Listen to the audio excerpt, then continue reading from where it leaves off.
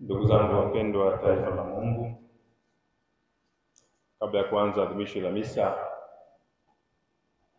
mimi Mwashamu Baba Askofu Joseph Mlola, askofu wa jimbo Katoliki la Kigoma, makamu mkuu wa chuo, wahadhiri wa chuo na mapadi wanafunzi, tulikuwa tunadodosa hapo kwamba kesho kutwa tutaanza mwaka mpya wa kanisa, mwaka wa liturujia.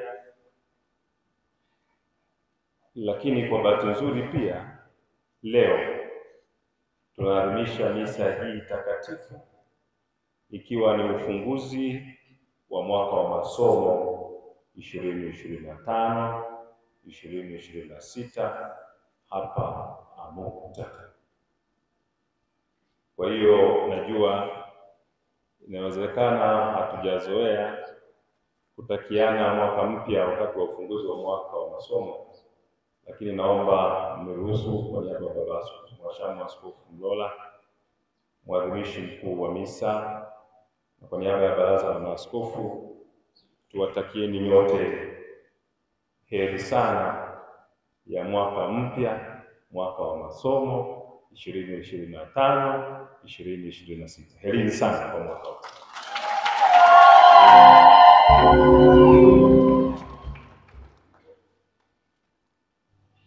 Katika neno la Mungu tumesikia somo la kwanza linatoka katika kitabu cha Mithali. Sijui tunajua maana ya mithali ni nini, hata mimi sidhani kama nafahamu sawa sawa. Lakini kwa mtazamo si wa kitaalamu, kusema tu kile kinachonijia kichwani, tunajua mithali ni semi za hekima. Na hizi ni semi za hekima zilizotoka katika kinywa cha Mfalme Suleiman, mtu anayesadikiwa kuwa alikuwa na hekima kuliko Waisraeli wote. Ukisoma katika kitabu cha kwanza cha Wafalme sura ya 4 aya 32, tunaambiwa kwamba yeye aliwahi kutamka mithali 1000. Tungeulizana hapa kwamba wewe umewahi kuzungumza semi za hekima au mithali ngapi hapa? Kila mmoja nadhani angekuwa na wajibu yake. Lakini najua wengi hapa mngeniambia tumeshasema nyingi sana, ila tu bahati mbaya hatukuwa tunahesabu, bahati mbaya hatukuwa tunachukua kumbukumbu, bahati mbaya hatukuwa tunaandika. Basi ongereni sana kwa sababu.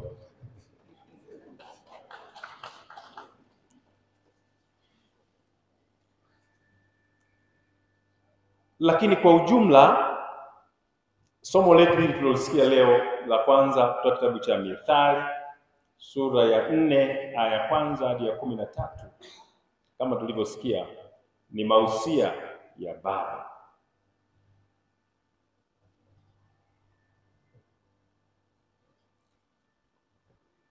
Ni mausia ya baba, na huyu baba angeweza kuwa pia mama, lakini niseme kwa kifupi ni mausia ya mzazi anayesukumwa kwa upendo kwa mwanaye, anamuelekeza njia nzuri ya kufuata ili afanikiwe. Na huyu mzazi anafanya hivyo akijua kabisa kwamba kijana huyu akifanikiwa ndio mafanikio yake. Kijana huyu akifanikiwa atakuwa na raha na amani na furaha, na haya yote ndio ya mzazi. Na kinyume chake pia ni ukweli kwamba asipofanikiwa na akapatwa na mabaya, zile athari mbaya atakazozipata huyu kijana itakuwa pia ni kwa wote, yaani kwa huyo kijana na mzazi wake. Ndio maana tumesikia wosia wa huyu mzazi, jinsi ambavyo ametoa mlolongo wa nasaha kuhusu utii au nidhamu. Na kwangu mimi nilipokuwa napitia hilo somo, ile aya ya mwisho hiyo katika somo la leo ilinigusa zaidi, na nafikiri ni ufupisho makini wa huo mlolongo wote wa nasaha. Nadhani tumesikiliza anasemaje. anasema mkamate sana elimu. Mkamate, usimwache aende zake. Ukimwacha aende zake bwana, mshike, maana yeye ni uzima wako. Si hata nyinyi mmesikia maneno yalivyo matamu. Matamu kweli. Mungu daima anatuambia maneno matamu ya faraja na yanayoleta uzima.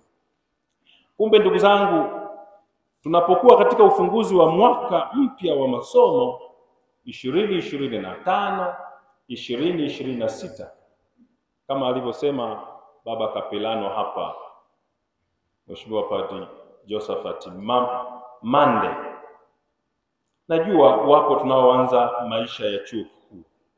Tulikuwa tunatamani sana kufika chuo kikuu na tunajiuliza haya maisha ya chuo kikuu yakoje haya. Kumbe kwa wale wa mwaka wa kwanza ndio tunaanza maisha ya chuo kikuu, lakini wengine ni wazoefu, tunasonga mbele katika hatua moja tunaingia hatua nyingine. Lakini sote kwa ujumla tunaalikwa kuishi maisha ya nidhamu, uadilifu, unyofu na kadhalika na kadhalika. Na kwa nini tunayaishi hayo? Tunayaishi hayo tukijua kwamba ndio mtaji wa elimu. Yaani huu ni mradi sasa. Sasa kama tunaanzisha mradi gani? Wa elimu. Sasa huwezi kuanzisha mradi huna mtaji. Sasa mtaji wake ni hayo tuliyoyasema, na tukiwa na huo mtaji basi tunaweza kufanikisha huo mradi wa elimu, yani tukalifikia lengo. Ndio maana basi kwa kuthamini tukio hili, kwa kuthamini jambo hili, si mimi tu, lakini pia tumemwona Mwashamu Askofu Joseph Mlola, kama nilivyosema, askofu wa Jimbo Katoliki la Kigoma. Inawezekana pia wapo na wageni wengine humo ndani, lakini na wengine wote tuliopo hapa, wale ambao ni wakazi wa chuo kikuu hapa, lakini na wale tuliotoka nje, tumefika kutambua na kuthamini tukio hili, lakini pia tumefika kuwatia moyo na tumefika kuwatakia matashi mema. Narudia tena, herini sana kwa mwaka mpya wa masomo 2025 2026. Tupigie makofi Mungu.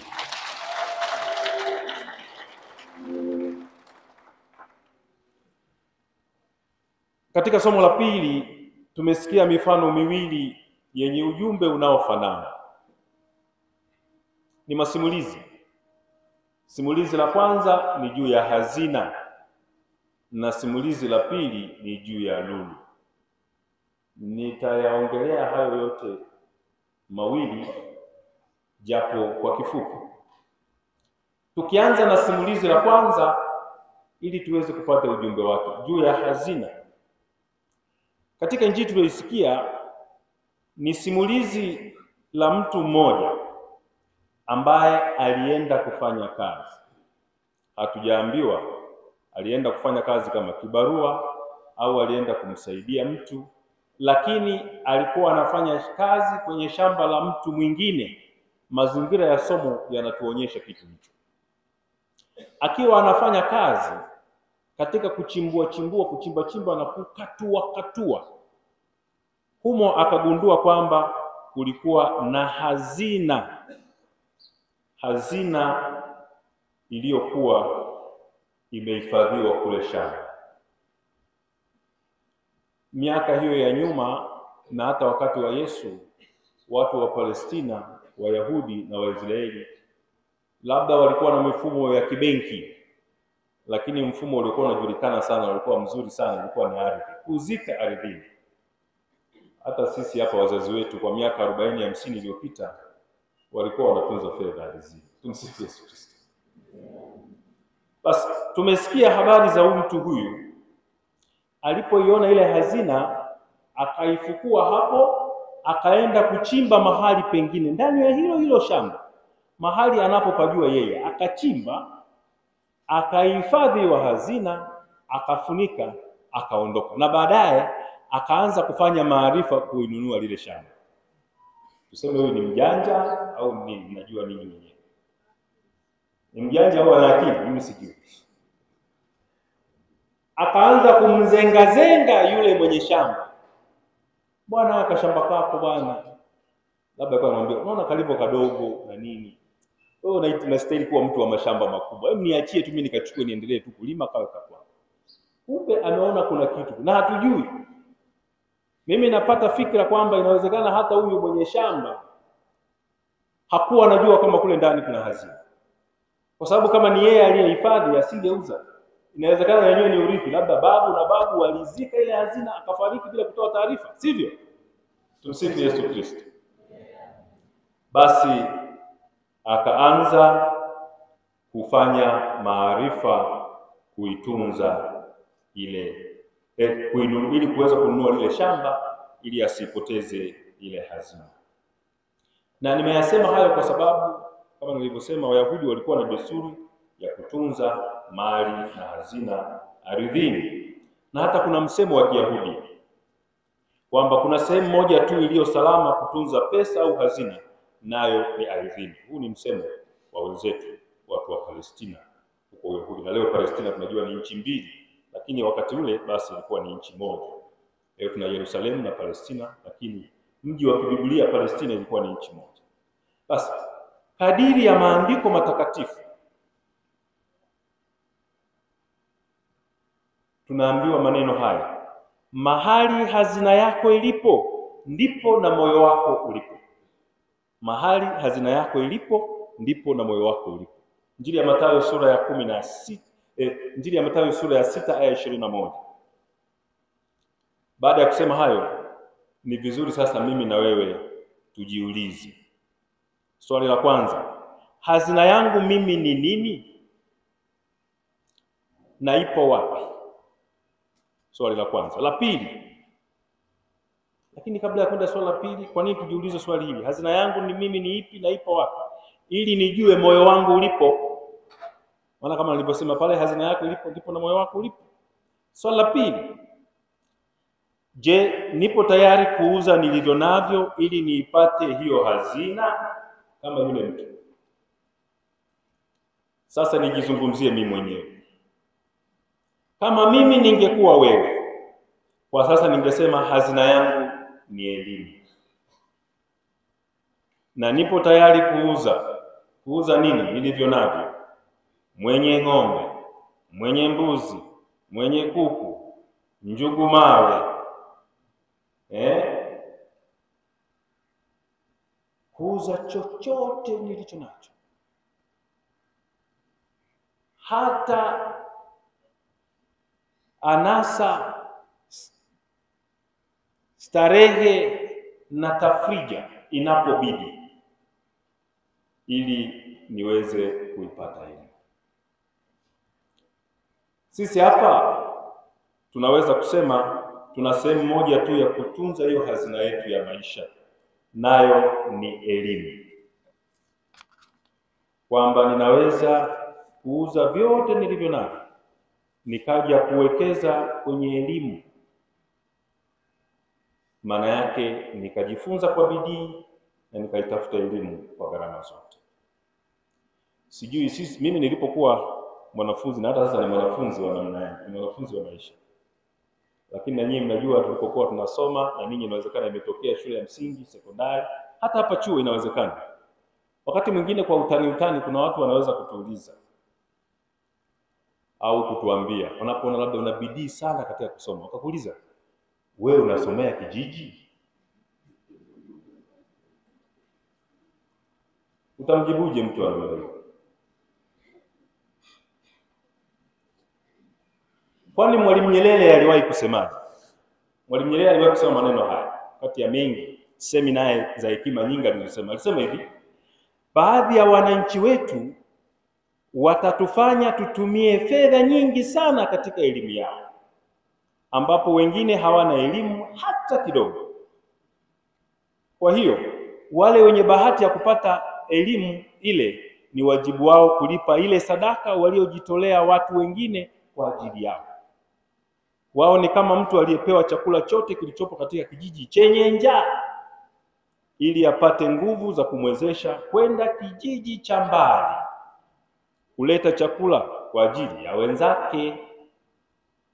Kama mtu yule akila kile chakula na asilete msaada wowote kwa ndugu zake, yeye ni muhaini. Sasa nadhani tumepata kujua maana nyingine nzuri ya muhaini. Muhaini ni nani? Nadhani kati ya ujumbe ambao naweza kupeleka kwenu kutokana na hayo tuliyosikia, basi ni vema tuepuke kuitwa wahaini. Kwa mtazamo huo ndio usema. Lakini pia tusithubutu kuwaita watu wengine wahaini bila sababu ya msingi. Ni kosa kubwa sana, ni dhambi hii kubwa sana. Unambambikizia mtu tu, unamuita mhaini.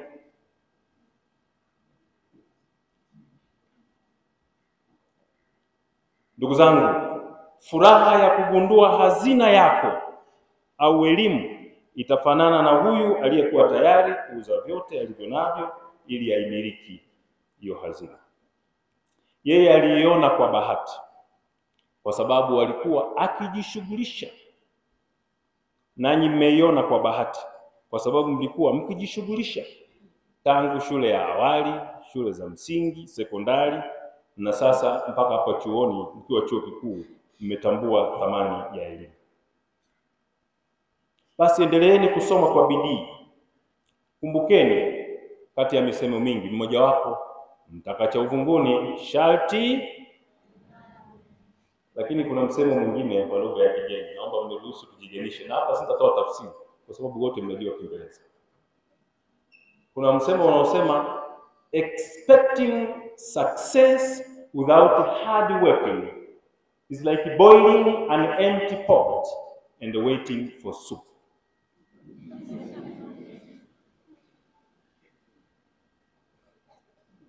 Sehemu ya pili ya masimulizi ya Injili, lulu. Nyakati zile lulu ilikuwa na nafasi kubwa katika mioyo ya watu. Nyakati zile za maisha ya Kiyahudi na Palestina, mji wa Palestina wakati ule, kabla na wakati wa Yesu, watu walitafuta kumiliki lulu, si kwa sababu ya thamani ya pesa tu, lakini pia kwa sababu ya uzuri wake. Ilikuwa ni fahari kuwa na lulu. Ilikuwa ni kitu cha fahari kubwa sana kuwa nacho, na hata kwa kukitazama tu mtu alipenda kuwa na lulu. Na ilipatikana hasa maeneo ya ukingo mwa bahari ya Shamu. Watu walizitafuta hata katika maeneo ya mbali, kama sisi tunavyotafuta elimu hapa. Wapo waliotoka mbali, wapo waliotoka karibu, wapo waliotoka karibu, lakini na imani kabisa tumetoka pande zote za nchi yetu ya Tanzania. Kwetu elimu inaweza kufananishwa na hiyo lulu. Ni kitu kinachopendwa, kinachotafutwa na kinatudai kujitoa, kinadai nidhamu na kina gharama yake na kina thamani yake. Si kitu cha kupuuza. Kuna kamsemo kingine hapa kanasema, if you think education is expensive, try ignorance. Kumbe kitu wanachofanana hawa watu wawili waliosimuliwa, mtafuta hazina na mtafuta lulu, ni juu ya kitu kinachopaswa kuuzwa au kutolewa kama sadaka ili kupata kitu kingine chenye thamani kubwa zaidi, ambacho sisi kwetu tumesema ni elimu. Kitu hicho kwa sasa kwetu sisi ni elimu. Basi nihitimishe tu kwa kusema, mkamate sana elimu, usimwache aende zake, mshike, maana yeye ni uzima wako. Tumsifu Yesu.